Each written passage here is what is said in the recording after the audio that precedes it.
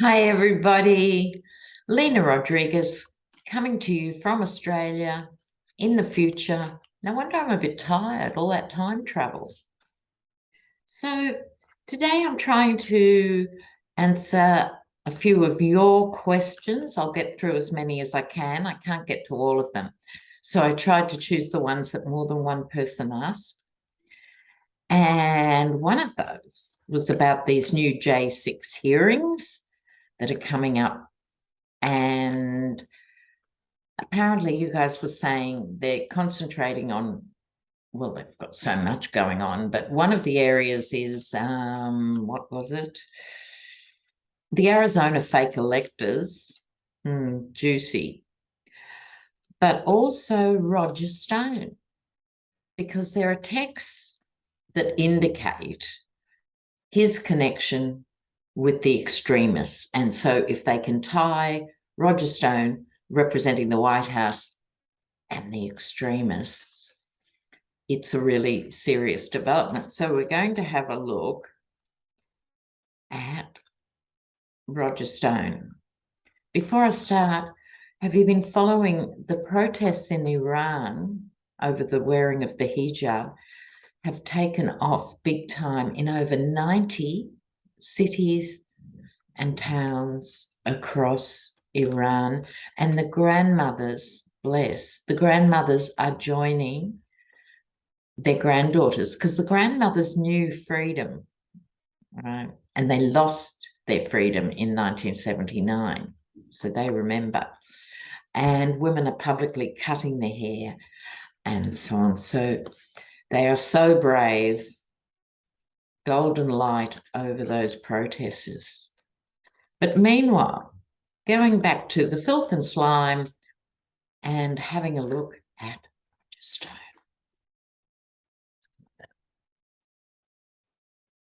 As we all know, he should be in jail, was pardoned, but we'll see what's happening now. Now, a couple of twos in. Oh, he's still got friends in high places who are protecting him to some extent. But I think legally, plans are afoot. Pathways to actually getting Roger Stone are being planned. As we know, he's got away with a lot. He's second only to the Yeti for his Teflon qualities, is he not? So far he's got away with it. However, their strategy is working on this Two of Cups. Who's protecting him? Who was in it with him? And getting them to flip, because we've got here in his hopes and fears, there is tension. He's a bit smarter than Trump. Well, that would not be hard, would it really? He's smarter than Trump, so he's more worried than Trump. He's hugely egotistical, but he's not an out-and-out sociopath, right? It's interesting. Now, they're going to do it very methodically. Here's the Queen of Pentacles, step by step.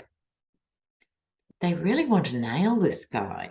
I'm glad it's not just us. I think the committee is very keen on doing that. If they can actually nobble Stone and he ultimately wants a deal, there's nowhere for him to deal but up.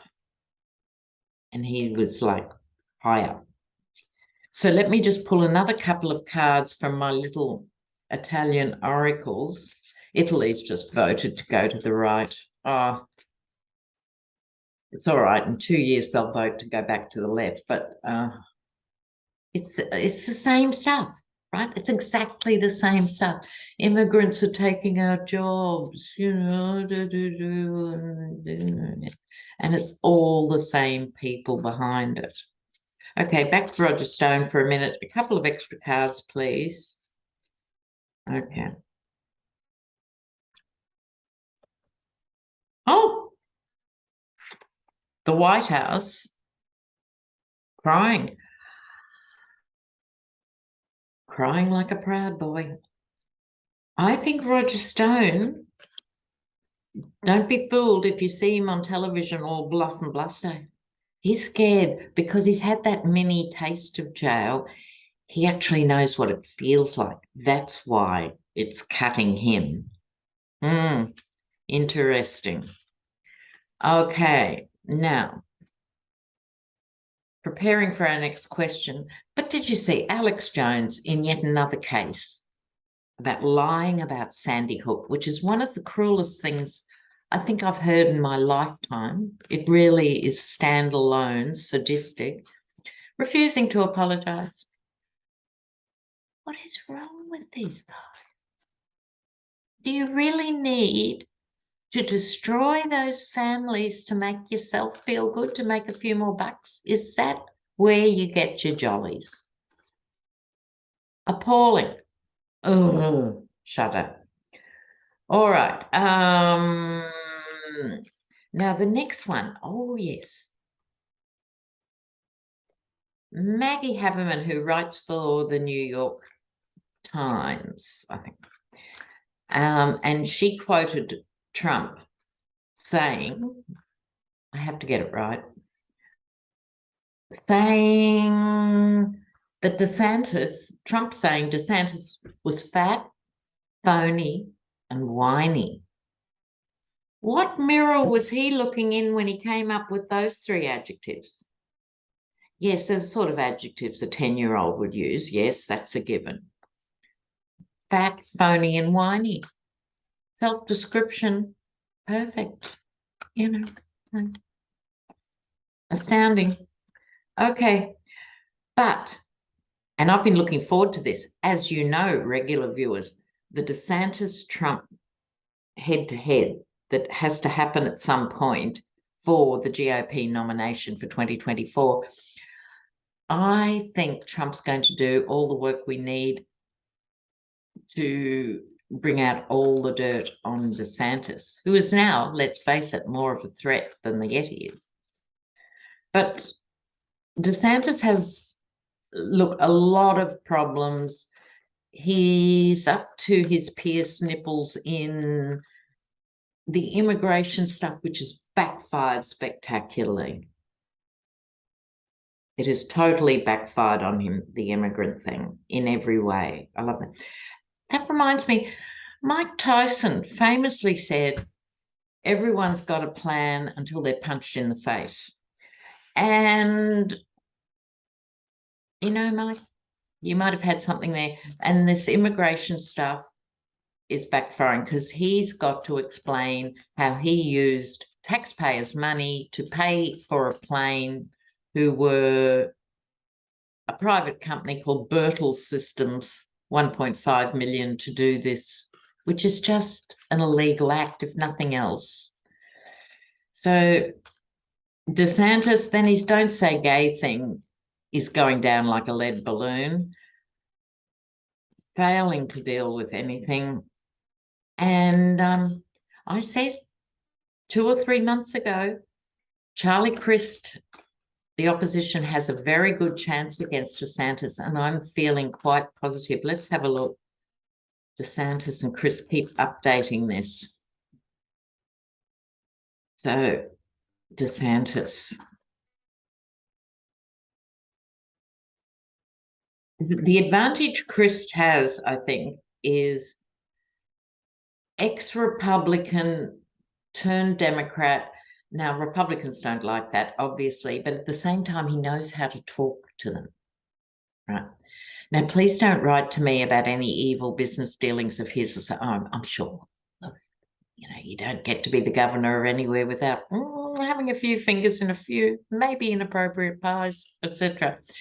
However, it's picking your one thing over another, and he has to be preferable to DeSantis. So let's just check in on DeSantis.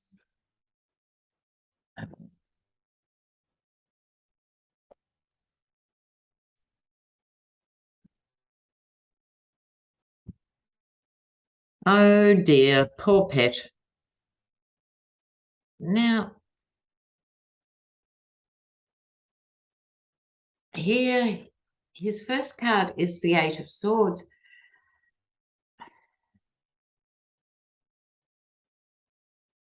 You'd have to say this does not bode well for DeSantis. He was cruising 2 or 3 months ago. He was cruising, right? He was looking at being, I'm going to be the next president of the United States. He had everything going for him. And now it's like Trump drowning in his own effluent. It's like that, all these court cases, swords often representing court cases. He won't be able to count them on one hand very soon. Being blind to what is going on, not listening. And I think even though Florida is a mixed bag, because it goes from the diversity of Miami to right up into the panhandle conservative and stuff, but he's not listening to anybody. He will continue to come forward as the false knight. And he's going, this is the King of Pentacles, which traditionally is one of my trump cards. He's coming up against someone who's actually worse, more shallow, more disgusting than he is himself. I've said over and over and over and over and over, Trump will not be there by the time the 2024 elections are playing out. He will talk the talk all the way until he falls off a cliff, but he will not be there at the end. But he can do some damage. The King of Pentacles is very powerful and selfish.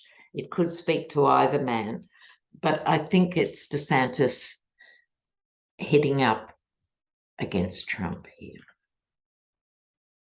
Okay. Now,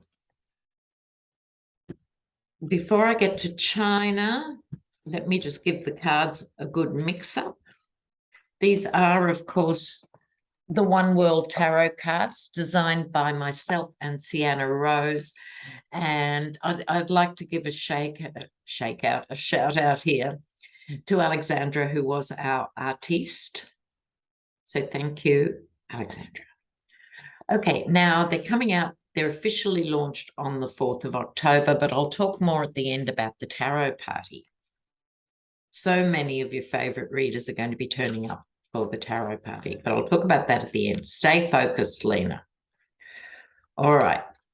Now, having said stay focused, I have a digression while I'm shuffling. Josh Hawley, who came out maybe 10 days ago or something, because he's anti-trans, anti-gay, anti-anti, and he came out saying there is only one gender, which is possibly one of the most stupid statements I have heard in recent years.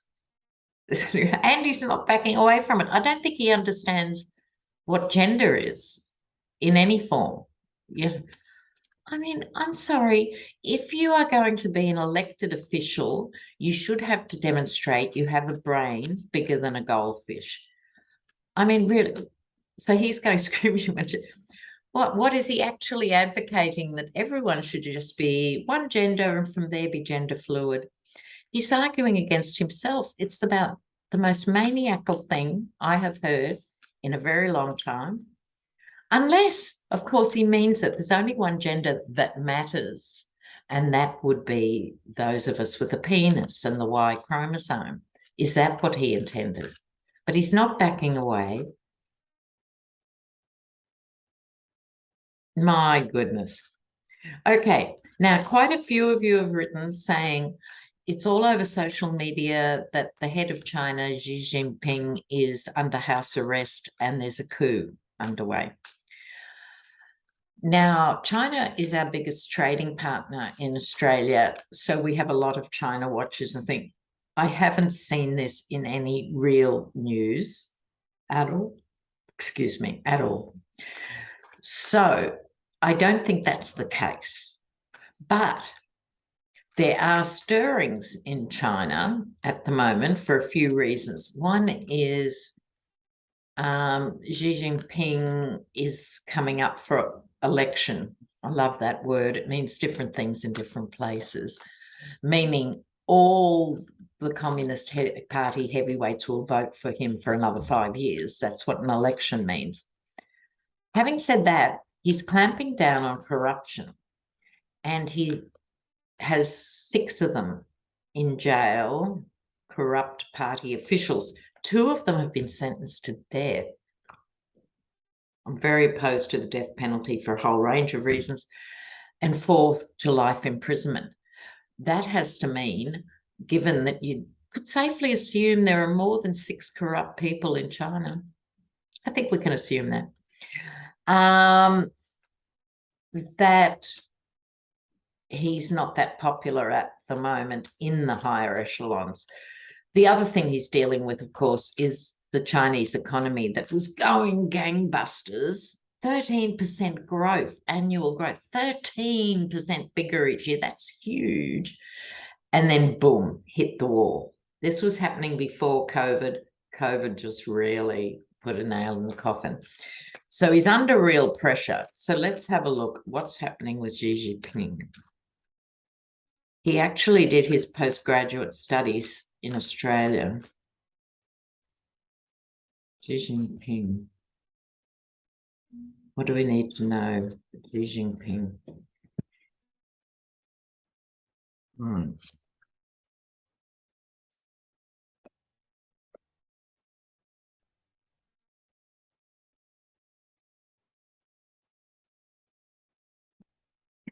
Okay. Look, with him, it's not going to be business as usual, put it that way. I don't think he can simply fiddle with what's happening and tinker here and tinker there. This is the fool. This is the end of a whole cycle and the beginning of a new cycle. If he is going to establish himself as the muscle man, he's going to try and do that now. So there is a play at foot. My vibe is he's feeling more confident than I would have thought. That can mean when you're surrounded by yes people, you just do inevitably get a sense that you're the center of the universe, right? So I think he's suffering from that. I would expect cards that were much more concerned. He is not a stupid man. Okay, but he is on the edge of a cliff, and this could be stepping into a whole new era where he rules indefinitely, or he could be just stepping off a cliff. So let's have a look at what his obstacle is. The Queen of Cups. Now, don't forget, China had the one-child policy for what, 20 years, possibly 30 years or so. So there's huge gender disparity in China. So there's something about the inordinate number of male children who were born to female, because couples could have the gender determined. Funny that we were talking about Josh Hawley and now we're talking about gender in China. So there's something here about women, because if you have a society that depends on young people looking after the older generation, and you sabotage that younger generation by making it mainly boys, and because they were only children, many of them were very spoiled and treated as princes. I think this is coming into play. I didn't expect this. This is the last thing I expected. But there's something to do with Chinese women who are starting to maybe become far more active in the political landscape. So his practice until this point has been, his modus operandi was to continue with the Communist Party, right, as the notional leadership. However, he understands, that's what I mean, that he's not stupid. He understands that the fantasy has to end on some level. Here is the Temperance card. He's got to somehow manage people's expectations on a large scale. We're talking a lot of people. Before the government would order something, people would do it. People have been literally locked in their homes at various times during the COVID pandemic and so forth. So that's been exercised very strongly, a system of total surveillance, etc. But like everywhere, the under 40s aren't going to wear it. And I think he senses that. He senses he has to offer something because he's evaluating what he can offer. Because at the moment, what happened was he saw in this time where it was still a one-party state, but capitalism was allowed to flourish and people made money and millions of people did better, but millions of people were left behind. So he's evaluating his next step. His outcome, Queen of Swords. So this is, I think, not so much legal as it often is. It's more swords in terms of the intellect and swords in terms of communication. And swords are ruled by air, which rules social media. So I think you'll see two things happening simultaneously. I think this is what the Temperance card is about. On the one hand, he will repress social media and internet access as much as he can so people can't critique the state. On the other hand, he understands that smart young things can get around these internet restrictions. And I think he's going to work quite extensively. I think we're going to see more Chinese hacking, which is also swords, hacking in through cyberspace, more Chinese hacking, because it costs less than a conventional war. You can pay some young nerds a couple of $100 a week and bring down democracy in different countries. You know, like it's a bargain basement. Oh, my word. Okay, so I think China is, I think he's under threat. He knows it, but I don't think he's going to be ousted just yet. Now, what else was I going to talk to you about? Where's your questions? Oh, the big one, Moore versus Harper. You guys are asking about it. It's really big. Some of you know a great deal about it, far more than me. But let me just feel free to correct me if I'm wrong on any of this. Okay, so Moore versus Harper, it's a case being brought by North Carolina, and it's about that state rights thing. So if they get this up, apart from the gerrymandering and everything else, it means that state legislatures can get everyone's vote and go, don't like it. We're going to put this person up. I mean, speaking of democracy, that isn't it, right? It's the end of. It's really big. It's come up before, but for the last 100 years, it's been dismissed legally. Now the Supreme Court, which does send shudders up your spine, doesn't it, is going to vote on this. Now, it does encompass, normally, apparently, the Supreme Court doesn't rule on gerrymandering and things. However, it has been asked to do this. And the current gerrymander in North Carolina means that 10 out of the 14 seats, regardless of who was in them and how people voted, would go to the GOP, 10 of 14. See, this is the thing, America, that in a way, this is what the Pluto return is about. And Trump, all jokes aside, he was just the clown face to make people really stop and think, and hopefully to go in and fight for your country, hopefully not like the Ukraine. I mean, fight for democracy and whatever that means for you, right? It's really important you're being asked to do this thing. Which reminds me, I'll get back to you about Dave and I doing a video, because we can work on the higher vibrations for everyone during these next few weeks. Okay, so Moore versus Harper. Apparently there won't be a ruling before July 2023. So hopefully the world changes in a good way before then. But it's a very big case, because this is really changing the game. That states could just ignore the vote and put in who they want.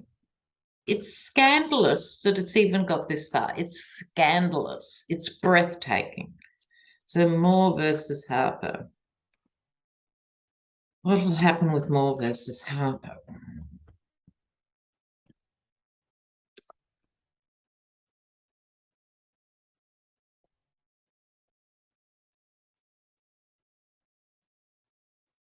All right. There will be contention. The Supreme Court will actually debate it. Yuck. Ooh. Okay, this is your 5 of Wands. But on top of that is the Knight of Swords. And I think this represents, in a way, the Maddies of North Carolina charging into the headwinds, wanting this to happen. But I get 8 of Cups and 6 of Cups and 5 of Cups. So I think the Supreme Court will not let this go forward. I mean, if all goes well in the midterms, it's not a threat, but I think they'll walk away regardless. This is nostalgia, wanting things to be stable like they were, and it does represent a loss for those who are backing this bizarre and corrupt bill. So, phew, after all that, I don't think Moore versus Harper will get up. Now,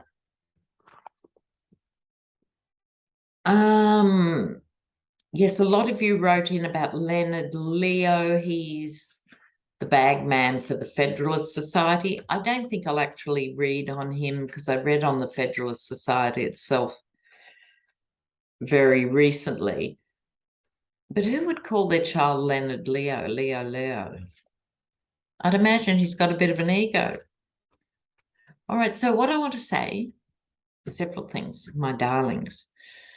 So Cyclone Ian, we call them cyclones, you call them hurricanes. There may be a technical difference, but Hurricane Ian is bearing down on the Gulf. So if you're, keep a very close eye on what is happening. And I'm assuming, because we live in Australia, we have floods, cyclones, bushfires. You have your evacuation pack ready. Get it ready now, just in case. Make sure your vehicle's got gas. Make sure you've got spare water. Make sure you've got your pet cages sorted and some extra pet food.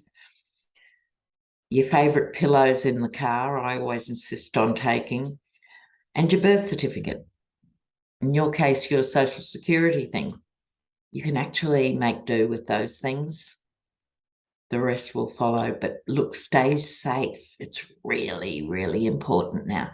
And if you're thinking, will we go now or will we wait for the next bulletin?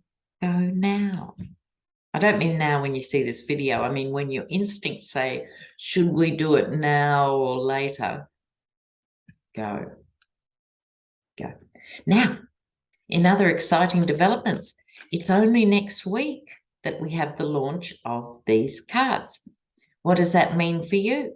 Well, you're all invited to the live stream. Don't forget, it's on Sienna Rose's channel.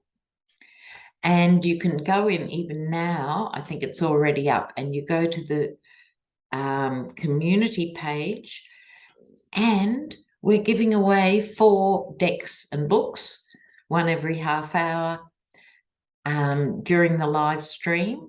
So it says where you can put yourself down to be in the mix. And if you've already ordered your cards and you win, that's one less Christmas present you have to think about, isn't it, really? So you can all go into that.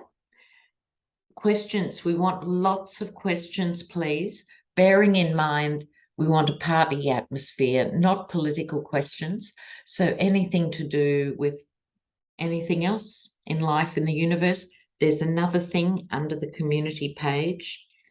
You can press that to leave your questions, and it'll be on your Monday night US time, 8 p.m. Eastern Standard Time, for 2 hours. Lots and lots of readers are coming on. Thank you, guys. If anyone's watching this, thank you for helping us with this.